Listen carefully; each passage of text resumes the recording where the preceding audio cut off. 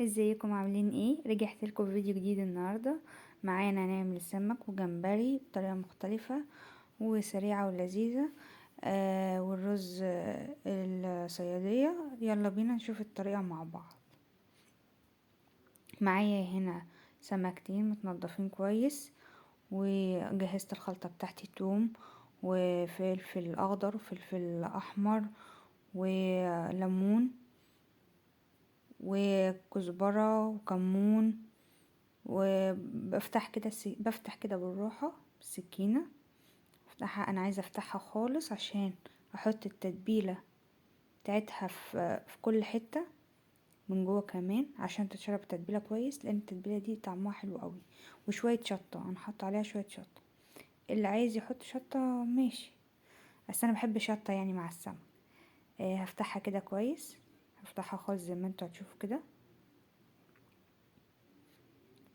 وابتدي احط بصوا بكسرها من عند الراس من فوق كده عشان تبقى مفروضة معايا حلو، عشان وانا بحط دي ما تلمش معايا. هبتدي احط التتبيلة واقفلها واسيبها. دي تاني واحدة بوريكم برضو انا بفتحها ازاي. باجي كده من الجنب من تحت، ابتدي بالراحة وامشي جنب سلسلة السلسلة بتاعة السمك من الجنب كده بالراحة بطرف السكينة، واتك عليها شوية لان هي بتبقى ناشفة. والحتة دي برضو اتك عليها بالسكينة بطرف السكينة اللي عند الراس من فوق،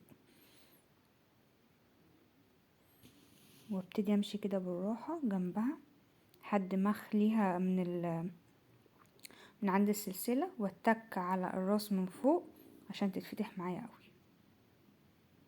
ابتدي دلوقتي احط التتبيلة زي ما تشوفوا كده.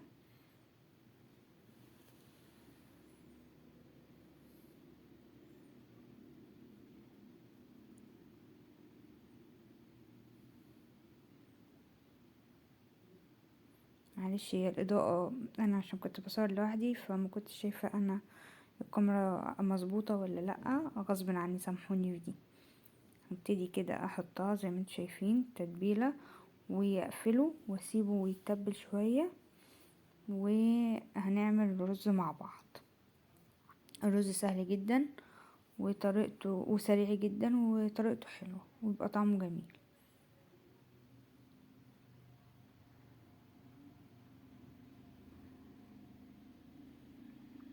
هسيبهم كده. يلا بينا نشوف مع بعض هنعمل رز ازاي. جبت هنا الحله وحطيت واحط فيها زيت على حسب كميه الرز اللي انت هتستعمليها.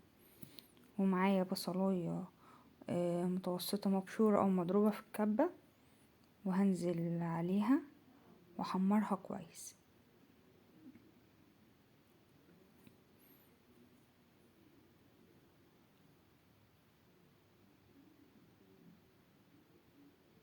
أهو.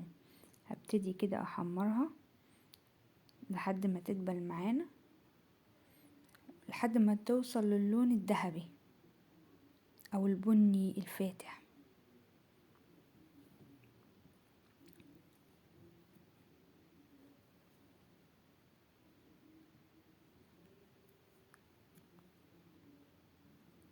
انا كل شوية بقلب طبعا عشان ببقى معليه النار عشان ما تتحرقش معايا، لان هي ممكن البصل تتحرق معايا من الحروف والنص تفضل زي ما هي. طبعا لما بتتحرق بتمرر الاكل، فانا بفضل اقلبها على طول وبسرعه. انا مطوله عليكم في الفيديو ده بس سامحوني، انا عايزه اوصل لكم المعلومه واتمنى اكون خفيفه عليكم. والفتره الجايه هقدم معاكم، هعمل معاكم حاجات حلوه. شجعوني بكلمه حلوه وشيروا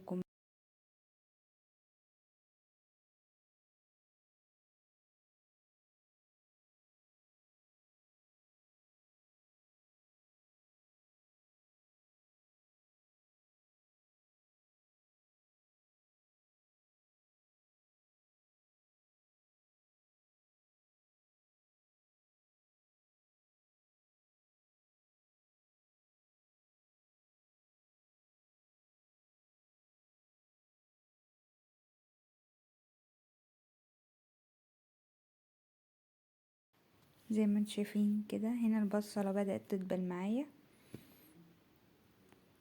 بدأ لونها يدي يعني هتخش بقى في اللون الذهبي بتاعها. انا مش عايزاه اللون الذهبي الفاتح، انا عايزه اللون البني الفاتح عشان يخلي لون الرز البني اللي هو رز الصيادية. دي طريقتي.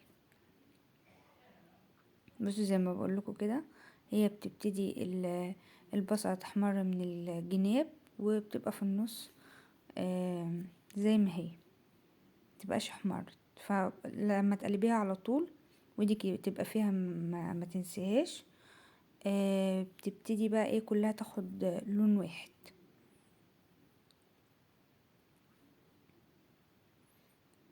الجمبري انا تبلته بالخلطة اللي هي بتاعة الكنتاكي اللي انا عملتها معاكم في فيديو قبل كده. خلطة الكنتاكي دي انا بعملها وبخليها عندي، بعمل منها الستريبس، الفرايد تشيكن، اي مقرمشات انا عايزاها، ممكن كمان الجمبري، اي حاجة انا عايزاها اعملها تبقى شبه كنتاكي او الفرايد تشيكن او كده، بتبل بيها. والخلطة بتاعة الدقيق بستخدمها برضو وانا بقلي السمك. بصوا كده المية بتاعتنا كده البصلة خدت اللون الذهبي البني الفاتح. زودت مية، وهزود شوية ملح كمون، وهسيبها تغلي. طبعا هكون غاسلة الرز ومجهزاه عشان اول ما المية تغلي هحطه في المية على طول، هسقطه على طول. كده المية غليت معانا، هبتدي احط الرز واحدة واحدة واقلبه وادوق الملح بتاعه، وبعد كده هسيبه يستوي. طبعا انتوا عارفين تسوية الرز.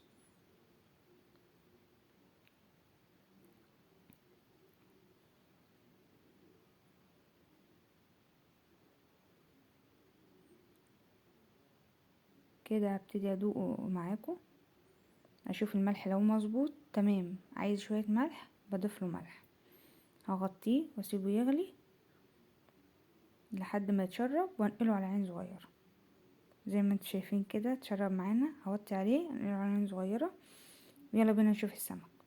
دلوقتي انا السمك زي ما انا قلتلكوا، دي خلطة الدقيق بحطها بتدي طعم حلو قوي وتست حلو قوي في اي مقليات. هبتدي كده بعد ما حطيتها هبدأ بقى اقلبها واضيف السمك عليها، واخدها انفضها كويس من الدقيق واحطها في المية اللي بتلج، وارجع اضيفها تاني للدقيق، وبعد كده احطها على الزيت على طول. نفس خطوة الكنتاكي او الستريبس او اي حاجة. انا هسيب لكم اللينك بتاع الفرايد تشيكن او كنتاكي في صندوق الوصف مع الفيديو. بتخلي بقى يعني بتخلي طعم السمك حلو قوي، والكفر بتاعه اللي بره بيديله طعم وقرمشة فظيع. جربوها وانتوا مش هتبطلوا تعملوه بالطريقة دي، ويبقى كمان مقرمش من جوه. معايا هنا الزيت، هبتدي اضيف ده زيت انا مخصصاه للسمك. هبتدي كده بضيف السمك فيه واسيبه شوية لحد ما يحمر، واروح جايه مقلبه على اليمة التانية. على ما اسيبه يحمر هبتدي اعمل معاكم الجمبري. زي ما قلتلكم انا عملته سبايسي نفس خلطة الكنتاكي، وسبته لمدة 4 ساعات، وصفيته من الخلطة بتاعته. هبتدي اضيفه للدقيق ديت عشان انا ببقى عايزة يبقى حامي شوية. بضيف عليه سنة من التتبيلة بتاعت الفراخ نفسها او الجمبري نفسه اللي هي السبايسي. هبتدي بقى كده اضيفه واقلب. هتشوفوا كل خطوة معايا. هبدأ اقلب كده، هو حتى لو نزل على بعضه فهو بيفك مع التقليبة دي.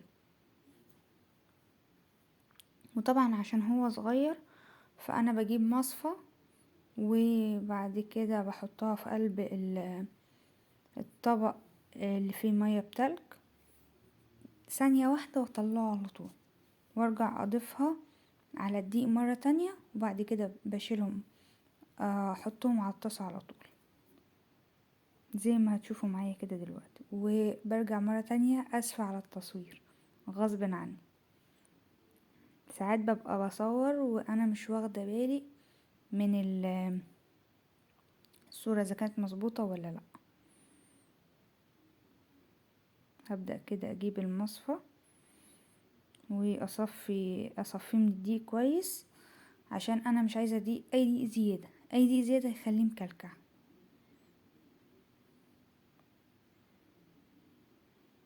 بصوا مش عايزة يبقى فيه دقيق زي كده، عشان ما اطولش عليكم. انا شلتهم من الدقيق وابتدي احطهم في المية وارجعهم ثانية، ما باخدش ثانية خالص، واروح جاية ضيفاهم تاني واقلب. حتى لو هم على بعض زي ما قلت لكم، هم هيفكوا من التقليب. اهم حاجة تقلبيه كويس وتديله الفركة خفيفة كأنك بتعملي مبروم. الفركة الخفيفة خالص ديت ما تتكيش عليه، وتنفضيه كويس من الدقيق وتنزلي بيه على الزيت على طول. لو عايزة تخزنيه او تشيليه في الفريزر يبقى جاهز معاكي على طول، بتعملي الخطوة ديت. بس بدل ما بتحط الخطوات دي بتعمليها خالص، بتعمليها لحد ما بتغلفيه من دي قبل بقى ما تحطيه في الزيت. بتجيبي طبق فويل وتحطي فيه، ترصيهم فيه، وبعد كده بستريتش وتغطيهم وتشيليهم في الفريزر. لو هتعملي بقى الستريبس، فالستريبس او الفراخ بتختلف تخزينها عن تخزين الجمبري. لو عايزين نعملها لكم بقولوا لي في الكومنتات.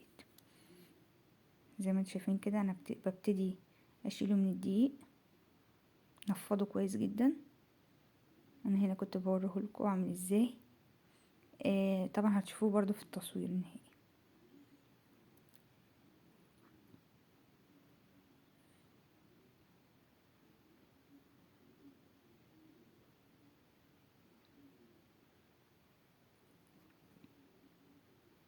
والدقيق اللي بيتبقى مني ده الكمية اللي انا طلعتها. كنت هنا خلصت السمك، فابتدي احط الجمبري واحدة واحدة كده اهو زي ما انتم شايفين كده. هنا كده انا هبتدي احطه. كنت بقول لكم ايه بقى، انا الدقيق اللي بيتبقى من الخلطة دي بنخله كويس جدا، وبشيله على صينية يتهوى بس وينشف من المية اللي فيه عشان هو بيبقى رطب شوية. وبعد كده بنخله تاني بعد ما ينشف واشيله في التلاجة. اما اجي استعمل تاني او اجيب جمبري تاني او سمك او اي حاجة، بطلع الخلطة دي.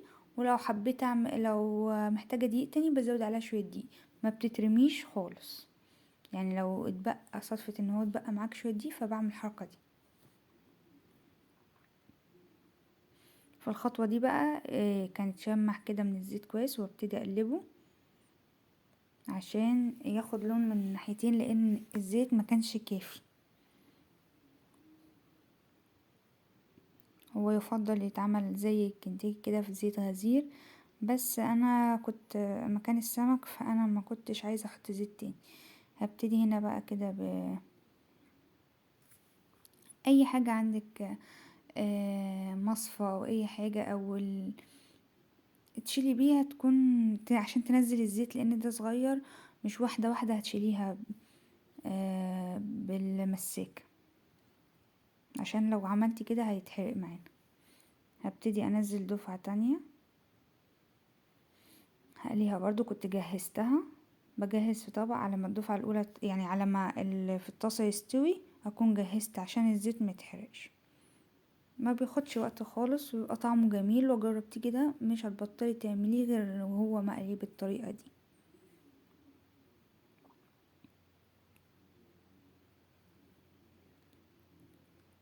بس اهم حاجة ما تنسوش اللايك والشير وكومنت جميل. تشجيعكم ليا بيفرحني، وكل ما بشوف حد بعتلي كومنت حلو او شير بفرح جدا جدا. ده كده الشكل النهائي زي ما انتم شايفين كده. لو جربتوه اتمنى ان انتوا تجربوه، يا رب اكون فدتكم. وطبعا ما تنسونيش في اللايك والسبسكرايب والشير، واشوفكم على خير في فيديو جديد.